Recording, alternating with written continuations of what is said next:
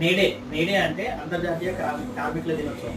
So దీన్ని ఎందుకు create చేసుకున్నారని అంటే చాలా మంది రోజువారీ కూలీ చేసే పని టైంని కుదించుకోవడం కోసం ఒక రోజులో 24 అవర్స్లో 8 అవర్స్ అంటే ఒక 8 అవర్స్ పెట్టుకొని 8 అవర్స్ వచ్చేసి పని, 8 అవర్స్ వచ్చేసి రెస్ట్, 8 అవర్స్ వచ్చేసి మన రీక్రియేషన్ కోసం అనేది యూజ్ చేస్తారు అన్నమాట.